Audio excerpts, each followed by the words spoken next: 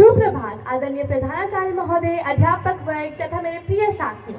मैं विभूति राणा कक्षा 9वीं की छात्रा आज आप सभी के सामने हमारे देश के मुख्य विषयों हिमाचल दिवस, वैसाखी, डॉक्टर बी.आर. अम्बेडकर जयंती और जलियांवाला बाग के हत्याकांड के ऊपर प्रकाश डालना चाहूंगी।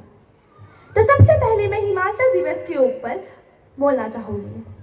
पहाड़ पर्वत नीला आसमान इन सब के आंचल में रहने दो, छोड़ो ये जन्नत वन्नत की बातें, मुझे बस हिमाचल में रहने दो, मुझे बस हिमाचल में रहने दो। दशकों के संघर्षों के बाद और देश की स्वतंत्रता के बाद 15 अप्रैल 1948 को 30 छोटी बड़ी रियासतों को मिलाकर हिमाचल का अस्तित्व हुआ था। हिमाचल की शुरुआत 1948 को एक मुख्य आयुक्त प्रांत, 1956 में केंद्र शासित प्रदेश और अंत में 25 जनवरी 1971 को मुख्य एक राज्य का दर्जा लेके हमारे देश भारत का 18वां राज्य बना। हमारे राज्य हिमाचल के प्रथम मुख्यमंत्री डॉक्टर यशवंत सिंह परमार के अपार संघर्षों के लिए उन्हें इस दिन श्रद्धांजलि दी जाती है। हमारा राज्य हिमाचल केवल देश भूमि ही नहीं बल्कि वीर भूमि के नाम से भी जाना जाता है।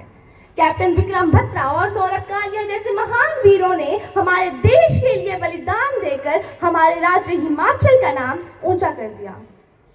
हिमाचल की नाटी, कुल्लू की शॉल, चंबा के रुमाल और कांगड़ा की चित्रकला विश्व में विख्यात है।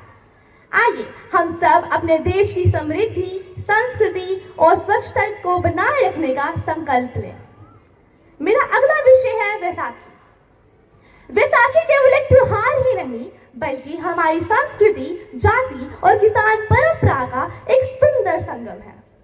हर साल 13 या 14 अप्रैल को मनाए जाने वाला ये अवसर 3 कारणों से महत्वपूर्ण है। पहला, किसान की मेहनत का उत्सव। ये त्योहार फसलों की कटाई का त्योहार है। जब खेतों में फसलें लहराती हैं तो किसान अपनी साल भर की मेहनत को सफल होते हुए देखकर खुशी से झूम उठता है। भांगड़ा और गिद्दा भी उसी खुशी का प्रतीक है। दूसरा, इसी दिन खालसा पंथ की स्थापना हुई थी। 1699 में सिखों के 10वें गुरु गोविंद सिंह जी ने आनंदपुर साहिब में खालसा पंथ की स्थापना की थी। तीसरा, वैसाखी को शोर नव वर्ष के रूप में भी मनाया जाता है। बंगाल में पोइला, बैसाख और असम में बिहू जैसे त्योहार इसी समय आके इसके उमंग को और भी बढ़ा देते हैं। बैसाखी